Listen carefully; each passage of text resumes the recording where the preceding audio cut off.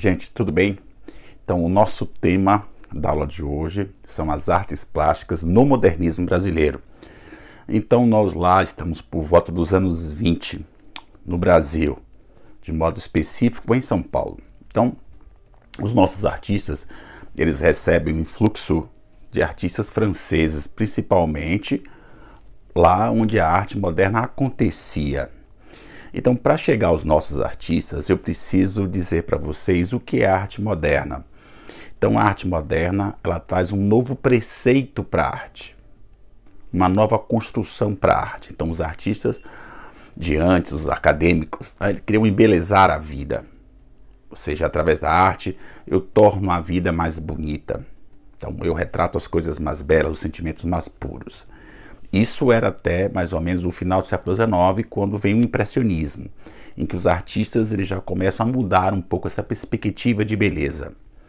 Então agora no século XX surge essa arte moderna. Então lá fora, o primeiro movimento de arte moderna é o cubismo. Então os caras já fragmentam a realidade, eles já colocam uma arte para questionar algumas coisas, ser mais crítica, fazer o espectador, o sujeito que lê a obra de arte, ver de uma forma diferente, não aquelas fotografias praticamente que eram até então as obras de arte dos séculos anteriores. Então o século XX traz essa transformação.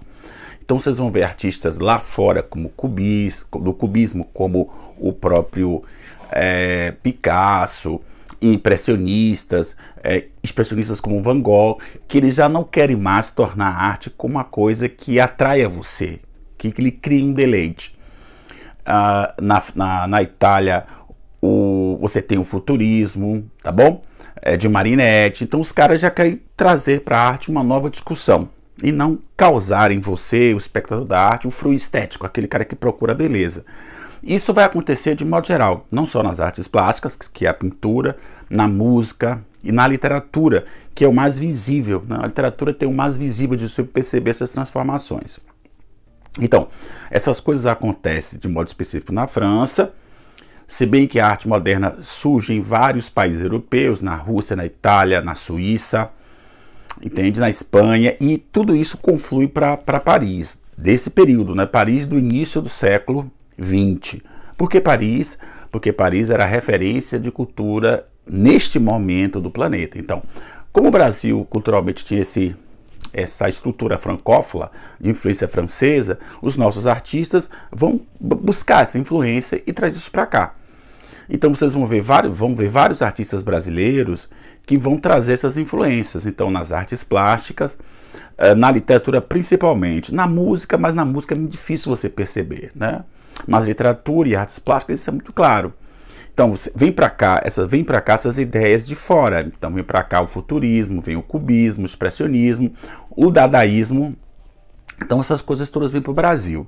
Então vários artistas da pintura e principalmente da literatura vão absorver de forma diferente esse momento.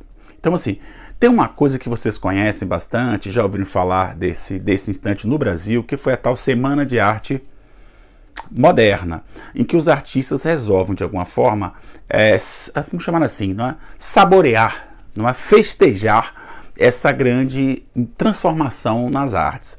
Então assim, o lugar em que tudo acontece é São Paulo, lá fora Paris, aqui São Paulo. Então assim, inclusive lá que aconteceu a Semana da Arte Moderna, em 1922. Então você tem, na literatura, você tem dois grandes nomes. Você tem o Oswald de Andrade, você tem o Mário de Andrade. Esses caras juntos foram amigos, depois se tornaram inimigos, né? Eles lideraram o movimento. Na pintura, você tem de Amalfatti, de Cavalcante, Portinari, Tarsila do Amaral. Então esses artistas fizeram, na verdade, trouxeram para o Brasil essas artes. Então, sim, você tem uma grande obra emblemática nas artes da literatura, que é o Macunaíma, uma obra divertidíssima, não é? Mas que deixa claro essa questão, o que é o novo comportamento modernista, ou seja, você traz o sujo, você traz o impuro para a literatura. Né? O personagem é muito risível, que é o Macunaíma, que dá nome à obra, né? É muito interessante, muito engraçado. Então, assim, ele traz o impuro, traz aquilo que desagrada. O cara é um sujeito interessantíssimo, O Macunaíma, ele é o chamado anti-herói, né? O sujeito que onde ele chegava, ele perguntava se tinha pé de dinheiro. É muito interessante, a história é muito bacana. E você traz justamente essa tendência das artes modernas, né? de transformação. Isso na literatura. Esse personagem ele percorre o Brasil de fora a fora, né? Isso é bem cubista, né? Da fragmentação. Ele visita várias pessoas, atravessa várias culturas, né? Então ele se deixa penetrar por várias influências. Isso é arte moderna. Então é arte que rejeita o puro, aquilo que é asséptico, né? É arte que absorve tudo, que é a grande beleza da vida, né? Essa coisa de viver com todas as impurezas, né? A arte moderna tem isso muito, muito fortemente. Na pintura acontece a mesma coisa desse impuro, eu falo isso metaforicamente, com o de Cavalcante. De Cavalcante traz o morro, as comunidades, chama de favela, né? As mulatas brasileiras, a gente brasileira, a cultura brasileira, que até então as pessoas nunca trouxeram para a arte, era só o acadêmico. Então, assim, essa é uma inventividade, uma coisa muito nova. De Cavalcante, ele pintou esse Brasil, né? Esse Brasil verdadeiro, de gente mestiça, de gente verdadeira, de gente pobre, de gente como as pessoas que estão verdadeiramente à nossa volta. Isso é o de Cavalcante. Você tem também a Tarsila do Amaral, que também mergulhou nas raízes brasileiras.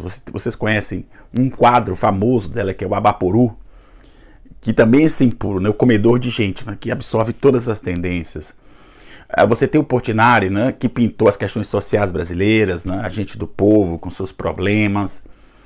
E a Anita Malfatti, né? Que foi a grande transformadora, vamos pensar assim, a pessoa que, vamos chamar numa gíria, a pessoa que botou a cara para apanhar. É possível que vocês tenham ouvido falar de uma exposição que ela pintou, que ela expôs em 1917, né? 5 anos antes da Semana de Arte Moderna. E ela causou o maior alvoroço em São Paulo, porque pela primeira vez São Paulo conheceu o cubismo e conheceu o expressionismo, né? Porque através de bolsa de estudos ela pôde lá fora conhecer o cubismo e o expressionismo. E lá ela assim, ficou encantada por isso e fez uma exposição aqui no Brasil, né? No Museu de Arte de São Paulo. Aí foi aquela confusão, porque ela teve um atrito, quer dizer, ela não teve, o Monteiro Lobato criou um problema para ela e fez um artigo chamado Paranoia e Mistificação, em que ele ataca justamente essa pseudo-modernidade brasileira, que se inclui com modernidade porque copia os modelos estrangeiros, né? Então era o que ele achava. Mas foi uma grande festa, né? Porque por conta dessa confusão com a Anita Malfatti, ela foi trazida para perto dos modernistas, né? Para bem perto mesmo de Mário de Roso, de Minotti Del Picchia, de Cassiano Ricardo.